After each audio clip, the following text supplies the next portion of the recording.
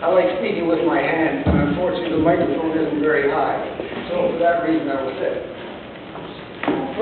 First of all, I'd like to thank the Toronto Seniors Forum for the invitation. It was the only invitation most of us got, and we really appreciate it. Here. The reality is I share your dreams because I'm a senior. And being a senior, I run into all the problems that you run into. Maybe in some cases I'm more fortunate that I don't have them as harshly as you do. The first one is that of taxes and housing. Property taxes have been going up like gangbusters in this town for reasons which I think we all know. The property assessment system is flawed.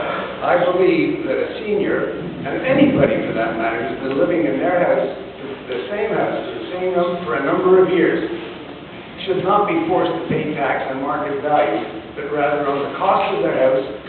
Yes, build an inflation factor in. This way, you don't have to fear your housing, you don't have to fear selling out because the city has decided to raise taxes. And why did I'll wait for that. Why have they decided to raise taxes? Because spending in Toronto was totally out of control. The TTC being the biggest factor. I don't know how many people came here in the TTC. I came here on the TTC. And you know what? When I walked out of the station, I discovered that the ticket booth was closed. Now, if I have a senior ticket, I can't use it. It's blocked.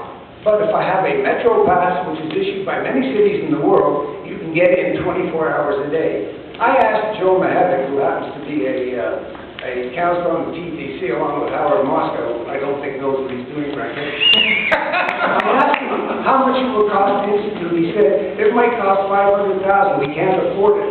That's very interesting. The St. Clair line, that they also can't afford, is now $50 million over budget. Your money, tax money, being taken from you, and they won't let you get on the streetcar, or the bus, or the subway. Now, also on the way here, I happened to work on St. Clair, and I saw the new St. Clair stop.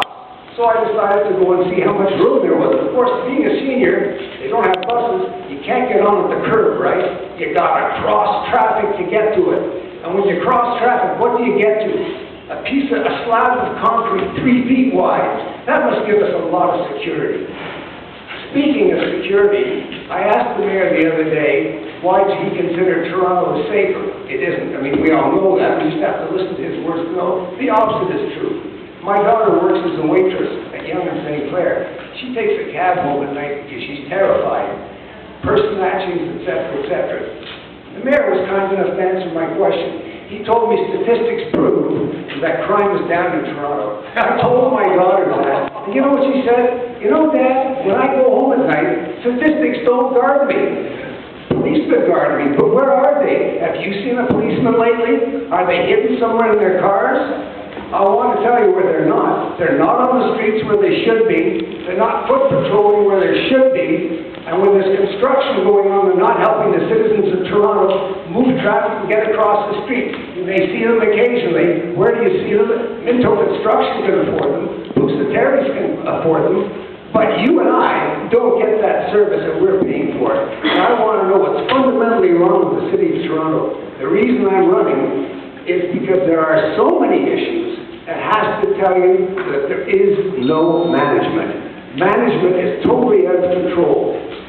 I don't know whether I can do any better, but I would certainly try and bring better business principles to the city. I don't want it today. I read today in the paper that the mayor said we have just developed a policy, and that's true. It was just developed before the speech.